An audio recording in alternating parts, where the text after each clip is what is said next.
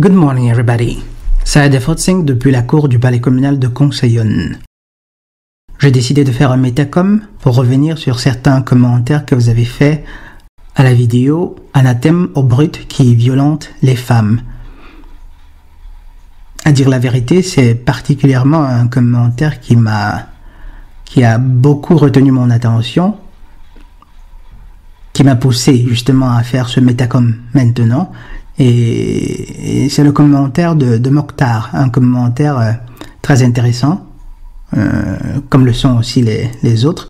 À la différence que celui de Mokhtar, c'est un commentaire qui est intéressant, mais pas dans le bon sens. Et nous allons essayer de comprendre comment.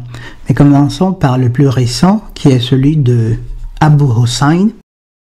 Abu qui dit « Étonnant cette approche d'un sujet très présent dans les couples et les familles par des exceptions. » Je suppose que là, c'est une critique que Abu exprime. Je ne sais pas beaucoup pourquoi ça devrait être étonnant. Il est possible que tu perdes de vue le fait que même la mort d'un seul innocent, devrait être une raison suffisante, pour stigmatiser, disons, pour exprimer un désaccord quant à la pratique ou à la tradition qui aurait mené à la mort de cet innocent-là. Même s'il s'agissait d'une seule personne, qui serait une exception justement. Ensuite, continuons. Qui est concerné par le fait de poignarder ou brûler une femme? C'est rare en réalité. Oui, c'est rare en réalité. Mais il n'en demeure pas moins que ce soit quelque chose de grave. Et je crois qu'ici, quoique la suite du commentaire soit plutôt, disons, favorable à l'idée de justice, de cette première partie, à bout, on pourrait quelque part déduire que il est possible que tu n'aies pas beaucoup d'empathie, apparemment.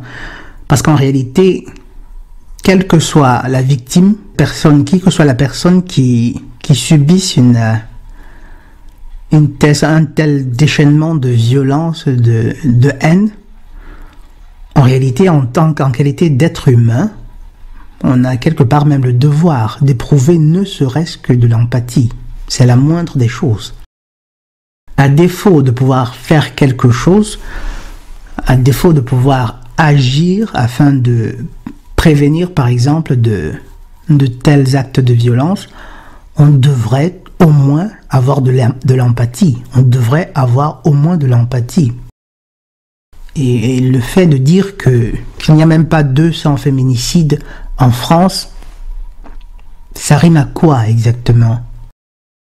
Ça rime à quoi? Ainsi donc, vu qu'il n'y a même pas 200 féminicides en France par an, qu'est-ce qu'on devrait faire? On devrait tout simplement ignorer qu'il y en a quand même. On devrait tout simplement dire à ces violents, à ces criminels, les gars, de toute façon, faites tout ce que vous voulez, l'important c'est que vous ne dépassiez pas la barre des 2. C'est presque amusant à la fin. Devrions-nous nous comporter de cette façon? Pensez-y à bout. Ensuite, par contre, la violence est très présente dans les couples. Des cris et insultes, à la bousculade, à la gifle, à la fessée. Sujet abordé de façon très intéressante par notre cher docteur Rando, justement. La téléologie des muscles fessiers, justement. Se retrouver face à une hystérique qu'il faut calmer ou corriger ou contenir, ça arrive souvent. Oui, absolument, ça je peux le comprendre. Je peux vraiment le comprendre. Parce qu'il y en a, d'hystérique, il y en a vraiment. Et si vous vous rappelez justement de cette vidéo-là, je suggérais l'idée que à ces hommes-là qui n'ont pas réussi à développer la capacité de se maîtriser, qui ne sont pas capables de maîtriser leur colère, quand ils n'en peuvent vraiment plus, ils n'ont qu'à aller après les muscles fessiers de cette personne-là, de leur compagne. Pourquoi? Parce que là au moins, Là au moins, quelle que soit la violence du coup, en réalité, il est pratiquement impossible qu'ils en arrivent à leur causer des dégâts irréversibles ou bien à leur donner même la mort. Là, c'est ces hommes faibles qui n'arrivent pas, qui n'ont pas la capacité de se maîtriser. Dites-vous bien qu'aujourd'hui, l'idée de contenir ou de corriger les femmes, là, je suis tenté de vous dire bonne chance. Aujourd'hui, il est simplement impossible de le faire. Il est simplement impossible de le faire. La nature leur donnera ce qu'elle mérite. Il n'y a pas de doute à cela. C'est des éléments que je ne présenterai que lorsque je ferai enfin une vidéo sur l'apocalypse, une vidéo apocalyptique sur ce qui s'en vient. La nature s'occupera du châtiment de ces femmes-là. Aujourd'hui, si vous croyez que vous avez la possibilité d'essayer de corriger, de contenir une hystérique, en fin de compte, vous ne pourrez que jouer contre vous. Là, vous tirerez une balle dans les pieds. Ce serait contre-productif. Vous feriez mieux de travailler sur vous-même. Déjà, en travaillant, en développant la capacité de contrôle, d'autocontrôle. Donc, se retrouver face à une hystérique, il faut calmer ou corriger ou contenir, ça arrive souvent. Oui, ça arrive, mais seulement le fait que ça arrive ne peut pas justifier un tel meurtre. Mais alors, pas du tout. Et à dire la vérité, je suis quelque peu choqué d'entendre cela. D'entendre que tu dises quelque chose du genre face à un tel crime. Vas-tu nous suggérer que ce père-là, il essayait de contenir ou de calmer cette personne? J'espère bien que non. À dire la vérité, ce propos ne m'a choqué que discrètement, comparé à celui de Mokhtar, que je vais lire tout à l'heure. Et bref, continuons. Donc, faire un guet-apens pour saigner sa fille en famille, c'est rarissime. D'accord, c'est rarissime, oui. Et le fait que ce soit rarissime, est-ce donc une bonne raison pour rester indifférent lorsque ça arrive? Est-ce une bonne raison pour rester indifférent pour que ça arrive? En réalité, une telle chose ne devrait jamais arriver. Et ne me dites surtout pas qu'il soit impossible que cela n'arrive jamais. C'est parfaitement envisageable. En réalité, ça ne devrait jamais arriver. Donc, le fait de dire qu'un tel guet-apens n'arrive que de façon rarissime, il n'y a pas lieu de dire cela. Je continue. Pour le volet de la justice, effectivement, si la justice en Occident est très clémente avec les assassins, violeurs, pédophiles, etc., elle est aussi à l'égard de la fornication, de l'adultère, du statut des enfants bâtards, de l'homosexualité, de la sorcellerie, de l'exploration, de l'anatomie du piquet sous toutes ses formes les plus laides. Là, je crois que, quelque part, il est certes vrai que tu parles de justice, mais je crois que tu mélanges vraiment... tu mélanges un peu tout. Il y a beaucoup de comportements parmi ceux que tu viens de citer, que tu cites là, qui sont vraiment répréhensibles. Mais lorsque tu parles de statut des enfants bâtards, ça signifie quoi exactement? Est-ce pour dire que, vu que tu as parlé explicitement du statut des enfants bâtards, ce qui laisse entendre que quelque part, les enfants bâtards auraient commis quelques crimes. J'espère du fond du cœur que j'ai mal compris ton propos.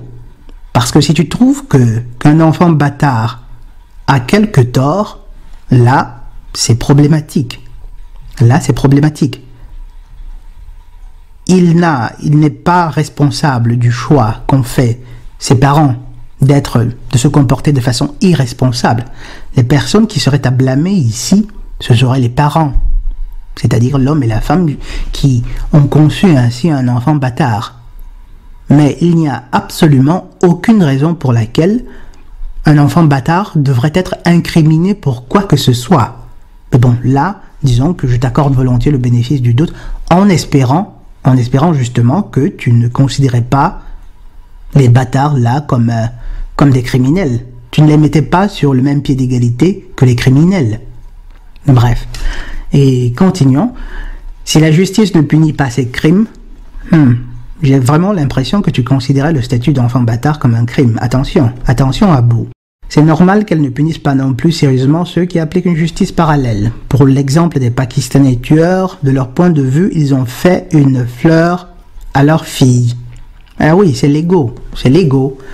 C'est la puissance de l'ego. C'est par l'ego que Iblis réussit à manipuler, à contrôler ces personnes-là.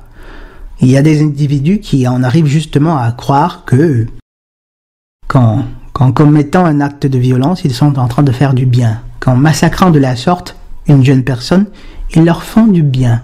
Carrément.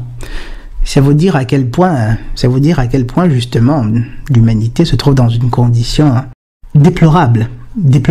Et dites-vous bien que là, c'est des cas assez évidents. Il y a beaucoup de cas qui sont beaucoup plus subtils. Il y a beaucoup de cas qui sont très subtils. Donc, pour eux, ils l'ont empêché de sombrer dans la fornication, engendrer des bâtards mécréants. Voilà. Et je crois bien que justement, cette hypothèse se confirme. Tu sembles associer carrément les bâtards à des mécréants. Tu sembles les associer à des mécréants. Et c'est à tort. C'est à tort, Abou. C'est à tort que tu associes les bâtards à des mécréants. Mais dis-moi donc, quelle faute a donc un enfant qui est né d'une union, disons, illicite? Quelle faute a-t-il? Quelle faute a-t-il? Dis-moi donc, quelle faute a un enfant bâtard d'être né de deux parents irresponsables? Si tu le condamnes de cette façon, permets que je remette en question ton idéal de justice. Bien sûr, leur calcul est mauvais car ils devront répondre du prix du sang de la fille. Et je ne parle pas des 30 ans de prison ici-bas en hôtel carcéral. Là, je suis absolument d'accord. En fait, ces personnes, si seulement elles imaginaient, si seulement il leur était donné de percevoir un seul instant ce qui les attend pour avoir commis ce crime, je vous assure que il leur viendra même carrément un AVC. Il fera un AVC spontanément. Ensuite, nous avons Didier Bastien. Encore bravo et merci Dr. Ridot Self-Defaulting, de rien Didier.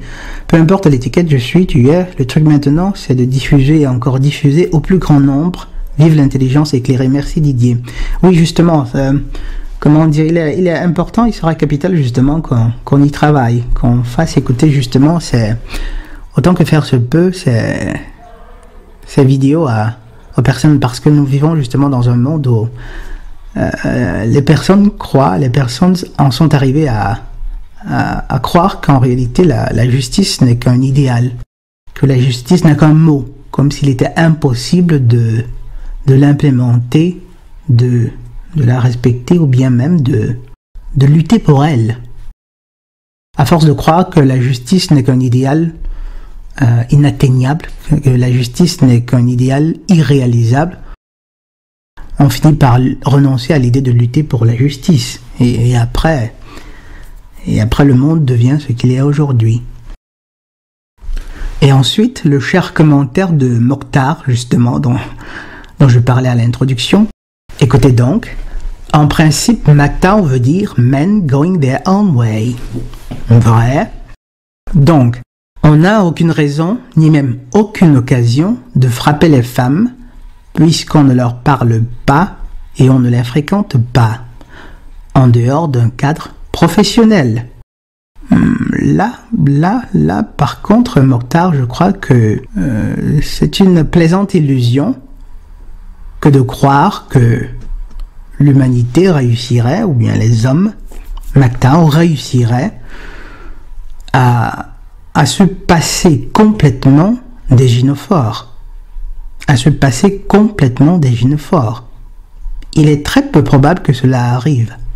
Il est très très peu probable que cela arrive. Et en réalité, le fait est que, pour autant que ça puisse déplaire à beaucoup, nous les hommes, nous avons besoin des gynophores. Vous vous rappelez, Je parle très souvent de la destinée cosmique de l'humanité. Nous avons besoin d'elle justement pour reprendre le chemin vers cette destinée-là. Il y a des lois universelles, il y a des lois immuables contre lesquelles nous ne pouvons simplement rien. Donc, pour autant que je veuille, pour autant que l'individu, l'homme, pour autant que je veuille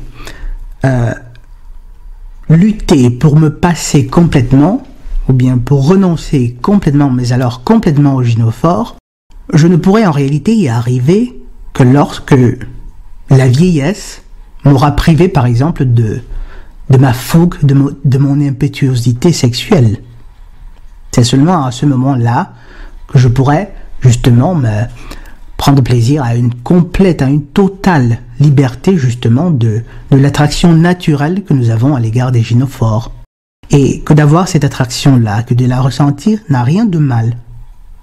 Ce qu'il est important de rappeler, c'est que, en tant qu'homme, en tout moment, nous devons lutter pour soumettre justement cet instinct-là, afin d'éviter de finir par devenir, disons, l'esclave d'une gynophore. C'est ce qu'on doit éviter. Et pour ce faire, chaque homme a le devoir justement de toujours regarder vers son Dieu, vers le Créateur, vers son idéal. Vers son idéal. Et c'est une chose que je vous ai dit plusieurs fois. MGTOW sans un éclairage spirituel, en réalité, ne finira que par servir exactement les mêmes personnes qui nous ont donné le féminisme. MGTOW sans un éclairage spirituel ne profitera qu'à l'élite, à la même élite qui nous a donné le féminisme. Puisque de toute façon, leur but ultime, parmi leurs objectifs, il y a la nécessité de réduire de beaucoup la population mondiale. Ça, vous le savez, du moins ceux qui ont, entre guillemets, fait leur devoir de réduire la population mondiale. Et le féminisme, en fait, c'était une guerre psychologique contre les hommes. Pourquoi? Parce qu'ils ont besoin de subvertir cette destinée cosmique-là, de subvertir le lien qui unit l'androphore à la gynophore. Ils y sont arrivés justement principalement grâce à l'aide des gynophores. Ça, nous le savons, mais il ne faut tout de même pas, on doit aussi reconnaître que les hommes, les androphores, ont leur part de responsabilité. Les androphores ont leur part de responsabilité. Oui, nous avons certainement moins besoin des gynophores qu'elles de nous. Nous avons moins besoin des gynophores qu'elles de nous. Les gynophores sans les androphores résisteraient, on va dire quoi? Un mois. Elles ne résisteraient qu'un seul mois. Après, elles disparaîtraient. Évidemment, ce n'est là qu'une figure. Mais il faut aussi avoir l'honnêteté de reconnaître que les androphores sans les gynophores, certes, ils ne survivraient pas seulement 1 mois, 2 mois, ils survivraient peut-être 6 mois, 12 mois, 2 ans, 3 ans, de loin plus que les gynophores. Mais il n'en demeure pas moins qu'au bout du compte, le résultat sera identique. Le résultat sera identique. En ceci que les hommes, eux aussi, les androphores, eux aussi, finiraient simplement par disparaître. Ils finiraient par disparaître. Tout au plus, ils essaieraient peut-être de concevoir des utérus artificiels ou bien même des êtres artificiels, comme c'est déjà le cas, mais seulement là, en fait, ils iraient vers un mal vraiment pire. Et si seulement vous saviez, mes chers amis, quelles sont les entités justement qui promeuvent aujourd'hui la diffusion, l'utilisation de ces poupées sexuelles-là, de l'intelligence artificielle, si seulement vous le saviez. Si seulement vous saviez quel est le piège qui se trouve derrière ces choses-là. Je crois que quelque part, Mokhtar, tu me donnerais raison, ou bien tu comprendrais pourquoi, en réalité, quoi que les gynophores soient ce qu'elles sont, nous ne saurions renoncer complètement à elles sans ouvrir les portes à un mal bien pire. Nous ne saurions renoncer complètement à elles sans créer une situation vraiment pire. Ensuite, qu'est-ce que nous avons? Continuons le commentaire de Mokhtar. À moins qu'il y ait d'autres définitions de MGTOW. Mais bon, a lot of simping in that video, dear friend. Just saying a lot of simping. If you are agreeing with Caroline Forrest and Christine Angot and all the feminists on the subject, then maybe you should ask yourself some questions. Alors, tout d'abord, je dois avouer que je ne connais pas ces femmes que tu cites. Je ne sais pas qui est Caroline Forrest. Je ne sais pas qui est Christine Angot. Je demande pardon pour mon ignorance. Je prendrai le temps de me mettre à jour. Mais en attendant, là, Mokhtar m'accuse pour cette vidéo-là de simping. J'imagine que vous savez ce que ça veut dire. Le simping, c'est-à-dire que to simp, c'est le chevalier blanc, c'est l'individu qui est carrément, je dirais, un fidèle du culte d'Astarté. Il est un chien battu qui est prêt à obtempérer, à exaucer les moindres désirs de sa partenaire, de son conjoint, et un simp. Bref, vous savez de quoi je parle. Donc, d'après Mokhtar, le fait d'avoir condamné un acte de violence vraiment extrême à l'égard d'une femme signifierait être un simp, être un chevalier blanc. Et là, comme je vous le disais tout à l'heure, il y a de quoi être choqué. Il y a de quoi être choqué. Il y a vraiment de quoi être choqué. C'est terrible. Comment, Mokhtar, peux-tu être indifférent à ce qu'a pu vivre cette jeune personne? C'est-à-dire que pour toi, MGTOW, ça devrait tout simplement être des hommes qui restent loin des femmes. Mais pour faire quoi exactement? Oui, évitons la compagnie des gynophores, tenons-les à distance et vivons complètement, séparons-nous d'elles complètement. Et ce que tu dois savoir, c'est quoi? C'est les seuls hommes qui réussissent même à appliquer ce dont tu parles, c'est-à-dire qui réussissent à vivre comme des ermites, à rester vraiment loin des femmes, à y renoncer. Ce sont des hommes qui ont en eux de puissantes ressources spirituelles. Et dis-toi bien que ces ressources spirituelles, ils les ont ou ils les développent du fait du travail qu'ils font sur eux-mêmes dans leur quête, dans leur désir de manifester les idéaux les plus élevés. Les idéaux les plus élevés. Et parmi ces idéaux, Mokhtar, il y a par exemple la nécessité de défendre les plus faibles. Il y a la nécessité de lutter pour les plus faibles, de lutter pour ceux qui n'ont pas la possibilité de se défendre.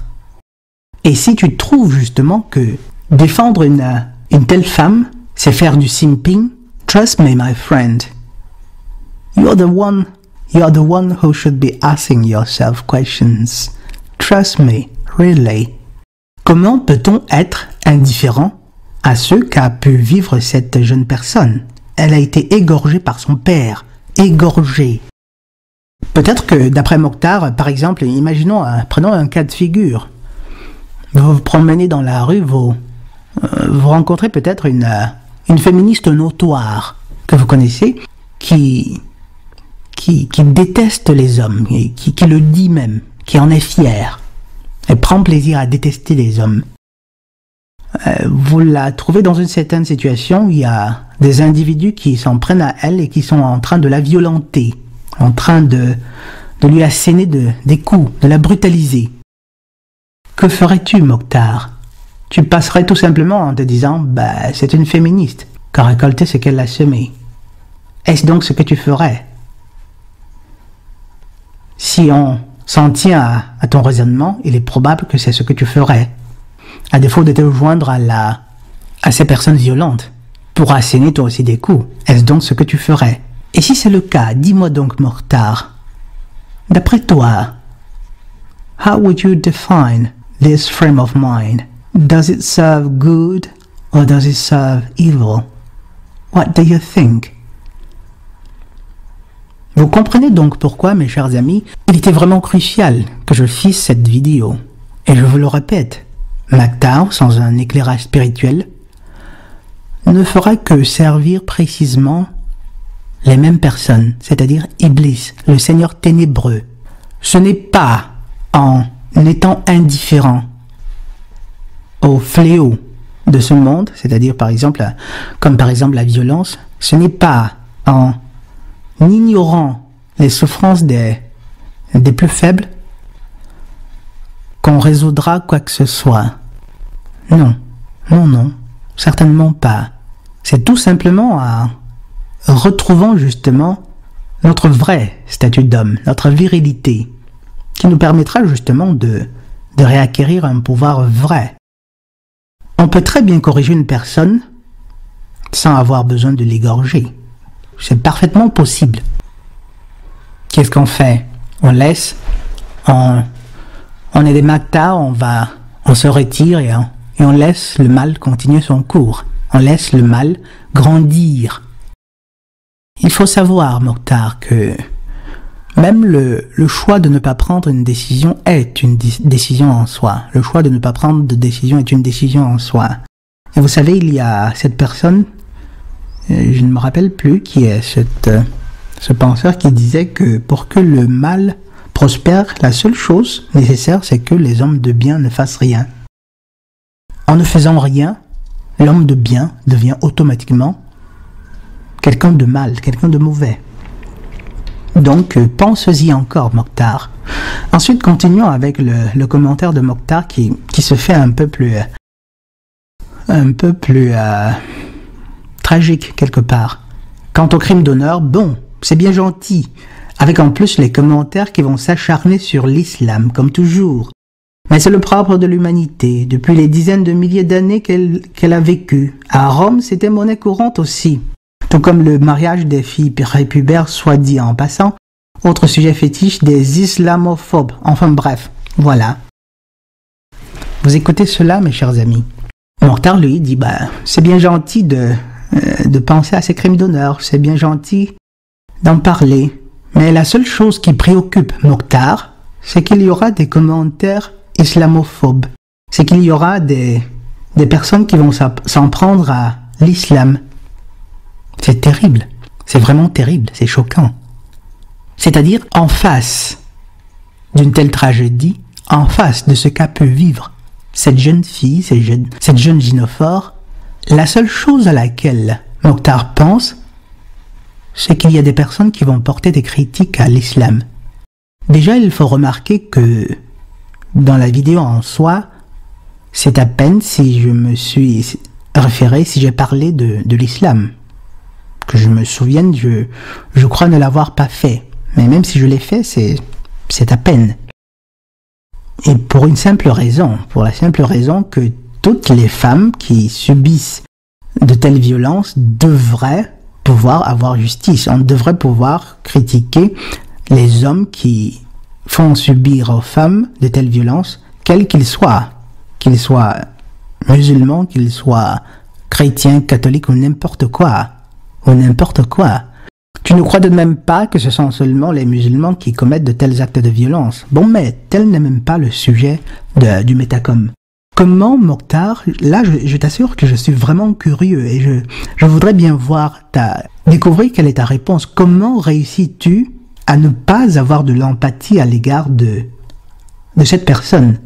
Parce que si justement tu avais de l'empathie à son égard, tu commencerais par exemple, de toute façon, tu ne serais pas là en train de te soucier du fait que des gens vont se mettre à critiquer l'islam.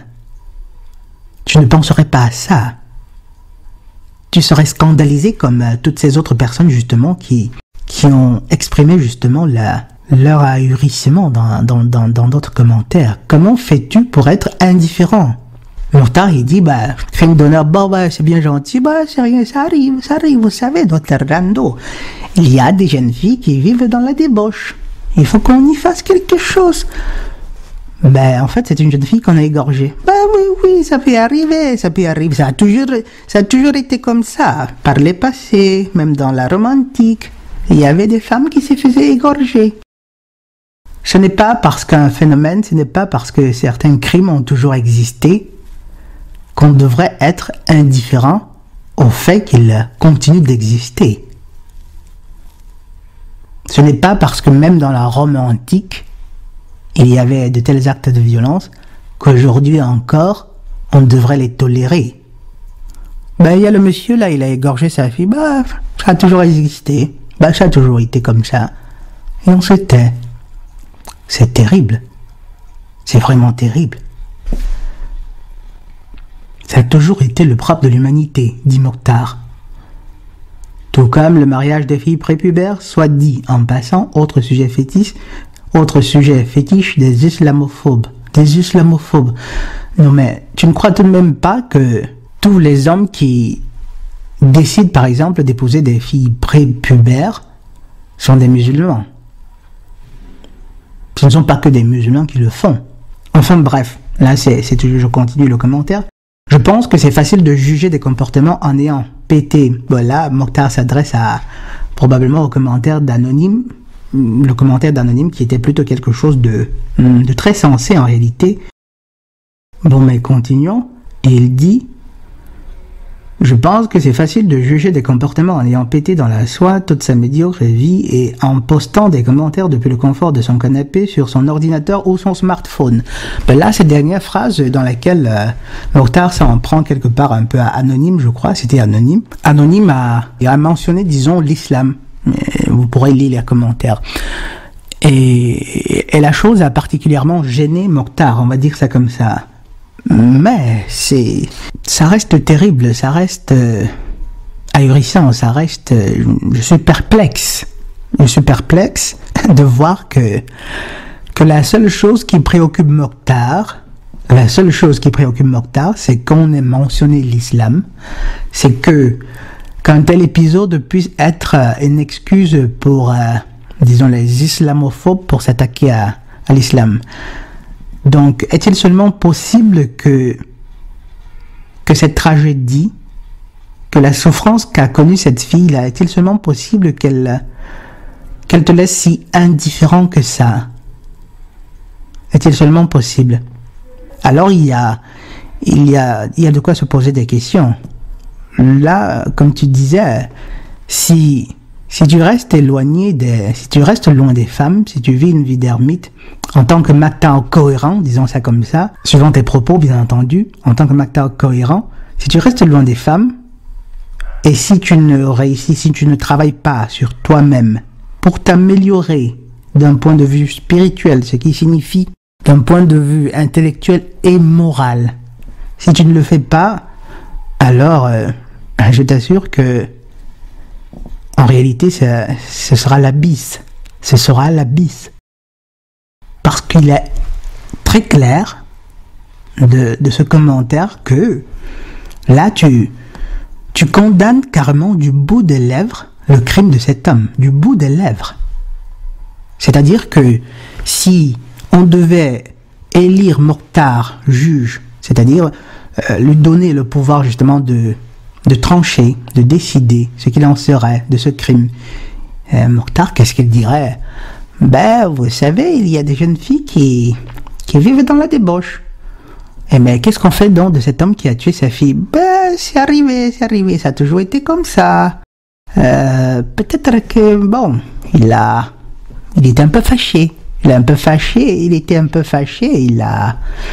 He has overreacted. Ben oui, mais qu'est-ce qu'on fait de lui? Il a fait quelque chose de grave. Mais grave, n'utilisons pas des gros mots. Il a juste taillé la gorge. Ne pas être scandalisé face à cela. Too bad, c'est vraiment dommage. Et de toute façon, je voudrais une fois de plus, je profite de l'occasion pour vous signaler, mes chers amis, que les religions organisées ne servent point Dieu, ne servent point le Créateur. Il n'y a à ce jour, sur la face de la terre, aucune, je répète bien, aucune religion organisée qui serve le Créateur.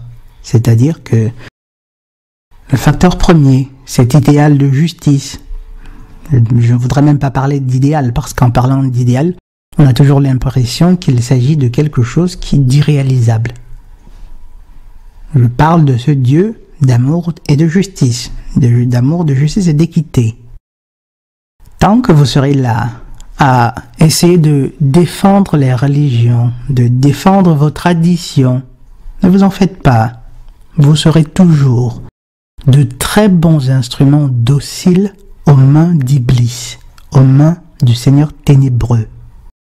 J'ai dû me concentrer sur cette chaîne-ci pour différentes raisons, dont l'une des plus saillantes était la nécessité justement de travailler pour ces idéaux de justice et d'équité, d'amour qui manquent tant à ce monde-ci. Et j'ai très bien compris qu'en me focalisant justement exclusivement sur les contenus MGTOW, je courais le risque de perdre de vue des choses de loin plus importantes. Ce n'est pas pour dire que le travail que font les MGTOW n'a pas d'importance. Au contraire, il est très important. Mais il doit être intégré. Il doit être intégré. Et c'est précisément ce que j'essaye de faire sur cette chaîne-ci. Ce qui m'intéresse, c'est la justice, l'équité. Ce qui m'intéresse en premier, c'est la justice et l'équité. La justice et l'équité. Même si votre gynophore, votre épouse, votre fille venait à vous tromper, quelle que soit l'intensité de votre douleur, vous n'avez pas le droit. Vous n'avez pas le droit d'arriver à temps. Vous n'avez pas le droit de vie ou de mort sur elle. Prenez sur vous votre douleur, mettez-vous à l'abri, tout simplement. Tout simplement. Ou alors, mieux encore, évitez même de jouer. Évitez donc de prendre femme, restez loin des gynophores. Mais attention, rester loin des gynophores ne signifie pas se refermer sur soi pour entretenir de la colère ou bien de la haine à leur égard. Non, non. Rester loin des gynophores signifie vous lancer dans une quête spirituelle, travailler sur vous, vous améliorer comme personne en poursuivant les idéaux les plus nobles, les plus élevés, lutter justement pour la justice, l'équité et l'amour. Et il y en a beaucoup d'idéaux pour lesquels une personne pourrait lutter, s'améliorer. Bref, j'aurai l'occasion de retourner de faire un autre métacom sur parce qu'en fait il y a beaucoup d'autres commentaires, mais bon, je tenais à faire ces précisions-ci concernant la dernière vidéo. Celle de Fotzing depuis la cour du palais communal de Conseillen.